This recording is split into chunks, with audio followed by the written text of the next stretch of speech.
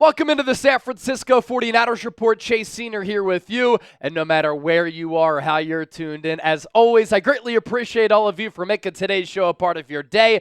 As for what we're getting into, what Kyle Shanahan had to say about the Kansas City Chiefs matchup, very interesting going into this game on Sunday for the Super Bowl 58 rematch. Before we take a look at that and how Brock Purdy matches up against this really good Chiefs defense led by defensive coordinator Steve Spagnuolo and the all-star in Chris Jones.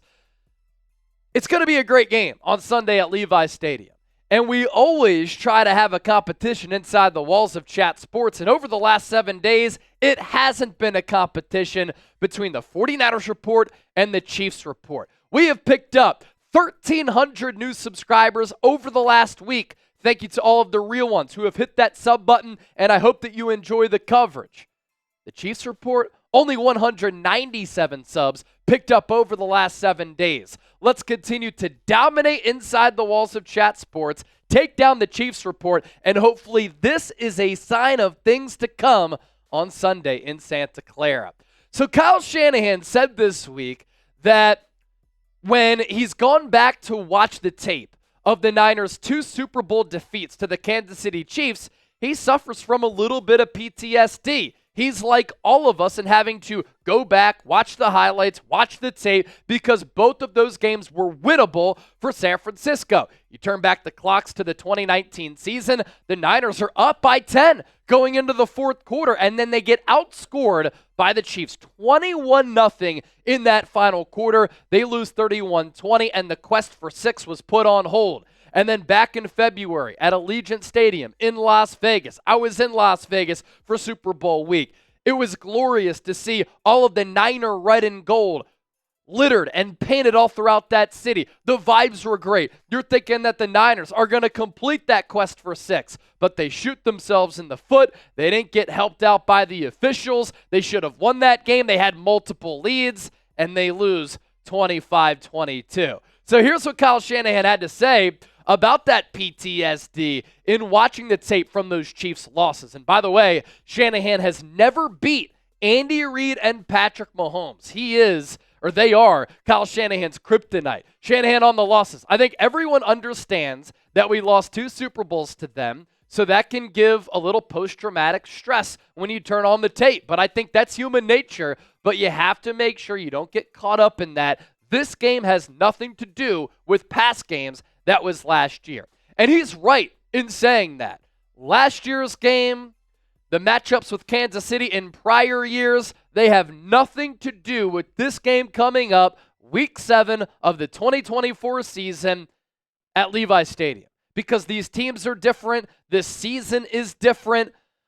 But I'll tell you this, if the Niners are able to beat the Kansas City Chiefs, it will be a huge celebration, it will be a morale boost, and it will be uplifting to the Niners' psyche considering what has happened in those previous games. I think that if the Niners can win this game, it will give them that boost in confidence, just like going on the road and crushing the Eagles last year did for this football team, because they felt invincible. They were white hot at the time. And if the Niners can finally get over the hump and get rid of the ugliness that has followed them and hovered over them, that dark cloud is the Kansas City Chiefs, it could really do a lot for this ball club. As for what Kyle Shanahan had to say about this Kansas City Chiefs defense, once again, one of the top units in the NFL. He said the Chiefs defense was the best defense they played last year, and it'll be the best defense that they play this year. Here's how the Chiefs defense stacks up. They are 6th in points per game allowed, 17 per outing. 9th in yards per game surrendered at 305.4. 9th in yards per play given up at 5.2. 14th on third down conversion rate, middle of the pack in the NFL. But when teams get inside the red zone, and the Niners have struggled to turn red zone drives into touchdown drives, the Chiefs have a red zone scoring percentage defensively of 46.6%. That is 10th in the NFL. And of course, if you want to look at the Chiefs' offensive numbers, they were to the left side of the screen. And in Kyle Shanahan's offense, he prioritizes and loves to run the football. A huge matchup coming up in this game on Sunday. Can the Niners run it against Kansas City? Chiefs are really good in stopping the run. 8th in opposing rush play percentage, 4th in yards per rush, 7th in rushes per game, 5th in rushing yards per game, and 3rd in rushing touchdowns given up. There was also a theme last year in that Super Bowl between San Francisco and Kansas City where the Chiefs had an uptick in man coverage, especially press man coverage, which really bothered and affected this Niners offense in the Super Bowl last year. In particular, Deebo Samuel couldn't get going. The Chiefs played more man than usual against the Niners in the Super Bowl. Could they do it again? And what they did in that Super Bowl is that why teams have defended the Niners a little bit differently this year. Here's what Shanahan had to say about that Chiefs man defensive approach. They did more in the Super Bowl than they had in the past. I think in the past they were like 20% man, and they went up to 35% in the Super Bowl, and that's about where they are this year. Last year, going into that game, they played more press than anyone in the league all of last year, and they're still doing that this year as well. So when you're in crucial situations, especially in the fourth quarter, they blitz more than anyone in the league last year, and that's true this year as well. So usually, when that's the case, you see man, so it goes with their scheme. And I thought the Niners in that Super Bowl game against the Chiefs were outcoached. Kyle Shanahan and Steve Wilks were outcoached by Andy Reid and Steve Spagnuolo. And the Niners were caught off guard a little bit with that press man. They couldn't adjust to it. They had trouble with it all night, and Spags' blitzes caused issues all night for Brock Purdy as well. And we're about to talk more about that coming up just around the corner.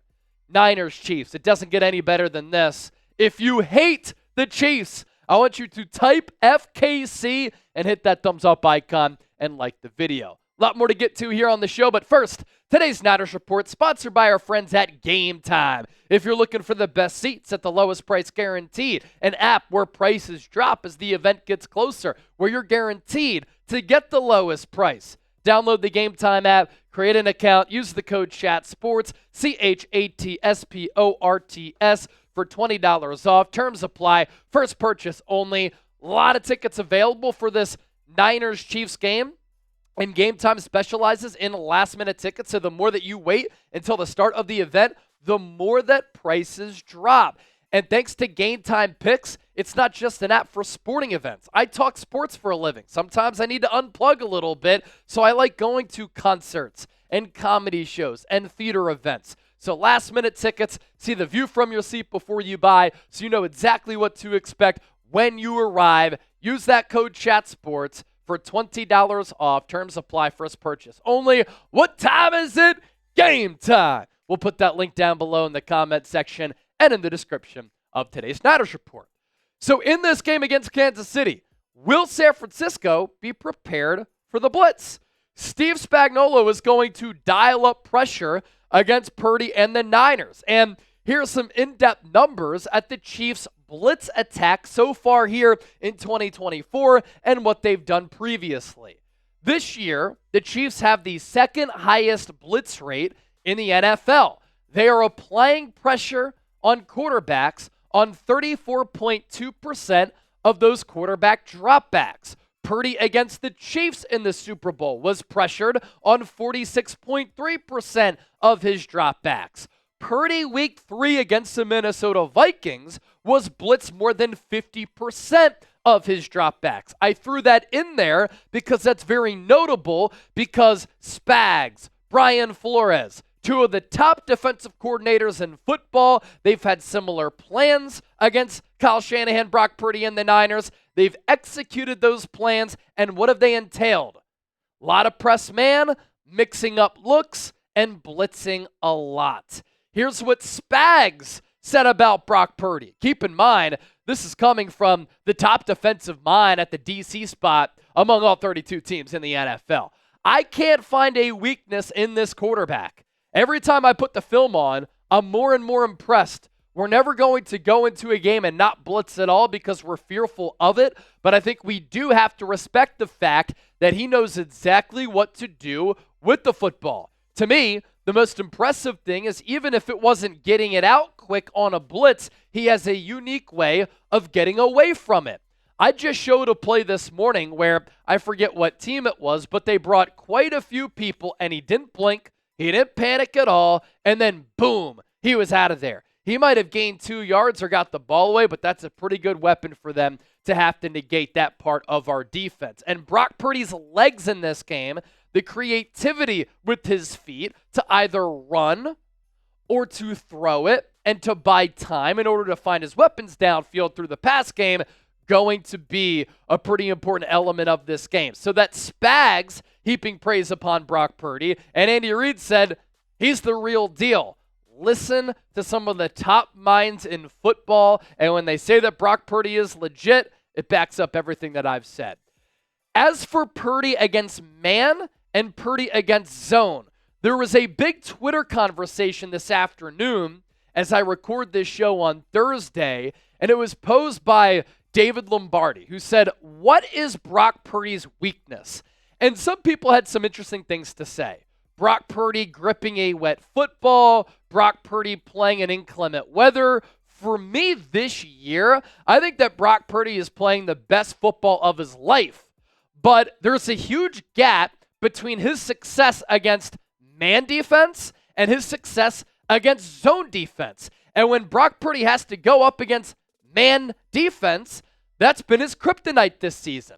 His completion percentage against man, 41.1%, 33rd in the NFL. His passer rating against man defense, 32nd or 32%. That is 32nd in the NFL. His completion percentage against zone, 73.7%. That is 6th among all quarterbacks in the NFL. And his passer rating against zone, 130.7. That's the number one mark among all quarterbacks in the NFL. So Spags is going to look at this. They are going to play man. They're going to play a lot of press man. And he even said during his press conference on Thursday that Purdy does such a great job of finding pockets and throwing against the zone. So other teams are going to try to test Purdy with throwing the Niners offense man looks. Now, it doesn't mean that Brock Purdy stinks. Brock Purdy is still having a hell of a year, because if you do dial up pressure, he's number one in pressured completion percentage at 69.2%. He's number 2 in passing yards this year, number 2 in air yards. He's not a check down merchant. He can let it fly deep downfield. He's number 2 in yards per attempt at 8.8. He's number 2 in air yards per attempt at 9.8. His QBR is 70.3. That's 5th in the NFL. His deep ball completion rate, 45.5%. That's 6th. And his true passer rating, 102.5. That is 7th. So to round this out, what gives on Sunday? Purdy struggles against man, but he's also good against pressure. Purdy's elite against zone. So what will Spags do? And depending on what he does, how will Purdy and Shanahan respond, and how will they perform? Who wins this matchup? Will it be BP, Brock Purdy? Will it be Steve Spagnuolo, Spags, type SS? Let me know down in the comment section.